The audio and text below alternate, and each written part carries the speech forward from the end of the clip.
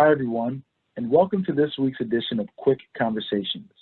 My name is Jerry L. Johnson, and this week we'll be discussing how you move from being an ally to action in the fight for social justice. Now, we've all seen what's going on in the world today with regards to police brutality and the injustices against the Black community. And so while we'll continue to amplify the voices of Black music creators and storytellers, we realize that conversations like this next one are equally as important during this critical time. So we've invited Abby O'Neill, who is the Senior Manager of Strategic Initiatives for NPR Music, and Chris Naum, who's an attorney, activist, and also the co-founder of Listen Local First, to lead us in this important dialogue. We trust Abby, we trust Chris, and we appreciate their vulnerability and their willingness to have this difficult conversation in this moment. And so as a reminder, we will be recording this via Zoom for playback on Facebook. And any additional recording of this program without the express written permission of the Recording Academy is prohibited. So Abby and Chris, thank you so much again for having this conversation with us today. Go ahead and take it away. Christopher, how are you? Hey, what's up? How's it going, Abby? Good to see you, man. So we've been called here to do a quick conversation on the topic of ally to action. I just wanted to do quick intros real fast. Abby, do you want to do a quick intro and then I'll do one? Sure thing. Abby O'Neill here. I'm the Senior Manager of Strategic Initiatives for NPR Music. I also produce content. I produce Tiny Desk concerts. I created and executive produced a show called What's Good with Stretch and Bobbito, elevating voices of cultural innovators and movement makers across music, art, film, politics, activism. I've been in the music business and the hip hop business since I was a teenager. And I am an advocate for human decency and integrity. Awesome. And don't you have a role with the? Oh, and I am the co-chair of the Music Business Committee for the DC chapter of the Grammys under the leadership of Jerry L. Johnson. What up, Jerry L? And my co-chair partner is Alex Davila. Awesome. My name is Chris Naum. I am a local music advocate, a music lover. I live in Washington, D.C. I've been here for 12 years. I co-founded a music initiative, a local music initiative called Listen Local First. It's about creating new ways to creating platforms for fans to access new music and musicians to access new resources and fans. We've put on events. We have done conferences. Really just working to support the local music economy for the past 10 years in whatever way we can. And that's how I became a non-voting member of the Recording Academy. Thanks, Jerry L. So quickly, I mean, first I want to say before we get into it is that I was uncomfortable initially about having this conversation because we're in a time right now when we both acknowledge the fact that we need to spend more time listening and listening to Black voices and amplifying Black voices, and to put two white people in this discussion felt a little uncomfortable, but I hope it's a way that we can educate some people, and some of the stuff we talk about how to be an ally and what allyship means will resonate with some folks out there. I echo those same sentiments. As you know, I wrestled pretty deeply around the idea of doing something like this. In fact, that wrestling lasted for about a week of, vacillating from really one aspect of like, what is your obligation in this moment? And what does it optically look like to put two white people on a platform of the Grammys to talk about allyship? And as the pendulum swung it occurred to me that, you know, everything seems so selfish to say from a first person perspective. So I'm trying to choose my words carefully. But as a white woman with extensive privilege and access, who has been a beneficiary of Black music and the Black music culture and Black culture overall since as far back as I can remember, and as a humanitarian who fundamentally believes in using your access and privilege to help anybody that may be operating from a disadvantage from birth to whatever economic and environmental conditions have exacerbated that level of disadvantage. It's a mandate to step up in this moment. And it's a mandate to garner the tools and the education necessary to dial up efforts individually and collectively as a people. And thus the reason that I'm sitting here. But the reality is like, I'm trying to operate from a place of absorption and be a sponge. And I've been reading tirelessly over the last 3 weeks to a month, since the awful public lynching of George Floyd. And in this moment, what an ally, I guess, used to mean to me means, being a loyal, dependable human being, for everyone, but specifically the Black community, and being a person that the Black community can count on.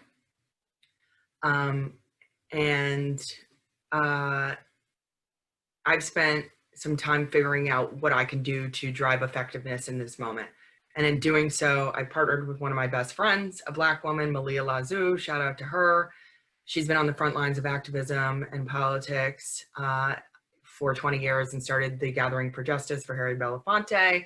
And presently, she moved to the commercial side to try to dismantle the system within the banking institution to bring more opportunity to the Black community to, put forth her effort in helping to eradicate some of the detrimental effects of redlining and to help bridge the wealth gap. She's going to be training me, and I brought in a group of 12 non-Black women who are educators, attorneys, storytellers, documentarians, artists. We will be trained in unconscious bias work, anti-racism, and what it means to be an advocate for the Black community. From there, we will expand that training to 150 non-Black women. The goal is it's sort of going to operate as a decentralized philosophy where word of mouth and a recruitment strategy will be a fundamental part of it, in addition to a donation contribution to the organization of Malia's choice. And from once we do the 3-part series with 150 non-Black women, each will then have an obligation to recruit 15 to 50 people themselves. And hopefully this thing will spread through hundreds, if not thousands of people, to, again, develop the tools and the education training necessary to be fundamentally more accountable as an ally in all their personal circles, in their professional circles, and what that means to be an employee of an organization and how to be an advocate of all people of color and the Black community within their organizations. And so that's what I've been strategizing and working on. What does allyship mean to you, and what are you currently doing to enhance that? Wow. Well, I have a lot to learn from you, first of all. For me, when Jeriel asked me to do this conversation, I said, I work with the music community, and I met Jeriel through working with the music community, advocating for the music community. But to me, it's the work that I saw myself doing was just helping the people that I love, the musicians that I love, because, and granted, being here in Washington, D.C., that means a large part of the music community is Black. And so just really using my tools, using my privilege, using my access to help musicians, to advocate for musicians, to provide opportunities for musicians to perform. That's really what I've been doing for the last 10 years. And I just thought of that as like, that's just the work that I want to be doing, because I love music. I love live music. I feel that what we've lost the past 3 months is the most, access to the most intimate, freeing experiences, communal experiences that you can share with people, which is live music. And I didn't think of it in terms of, when you hear the word ally, because ally is, to me, has like, you need to have fought for this your whole life. You need to have done X, Y, and Z to allow yourself to become an ally. And I'm still learning. I grew up in New York, and the biggest fallacy is that if you're coming from New York, you're absolved from there's no racism up there. Obviously, that's a Southern people thing, but there's the systemic racism that is, just taken over our society for 400 years is as blatant up there as it is here, as is everywhere. And it's just been learning since college, really. I've been learning about what these different manifestations of racism. There's the hate, but there's the privilege, there's the access, there's the apathy, there's the ignorance. And I like this one quote. It says, racism is the thing that you have to keep scooping out of your boat your whole life to not drown in it. And this is, and if allyship really, to me, now means being an anti-racist. And being an anti-racist, it means working to change these systemic inequities. And whether that's listening and amplifying voices, or donating to causes that are working toward advocacy and legislation, or educating those around you and your family members and your social circles on the systemic racism, that is, I guess, that is really what's most important about being an ally. And yeah, I mean, you, for example, I think, I really, the work that you're doing with this class is so important. What else can we be doing? What else should we be doing as an ally this time to do better, to promote anti-racism? I'm still figuring that out myself. But I think independent of, there's invaluable resources that are being widely distributed at this moment in time, just around, it's awesome. The New York Times bestselling list is, from 1 to 10 is like books on white fragility and white privilege and anti-racism work. And I've been, studying Ibram Kendi and looking at Rachel Cargill, supporting Megan Francis' work, who's a UW professor, who's a historian and specializes in civil rights and came under the tutelage of Cornell West at Princeton. My girl, Tiffany Jana, she runs TMI Consulting. She's got all these incredible curriculums that she's bringing to institutions around America. But I think outside of the education piece, which we're operating at a privilege because, we have the benefits, not just of being white, but of also being employed during a global pandemic. And we're not faced with the level of scarcity that is overcoming a huge swath of people in the United States right now.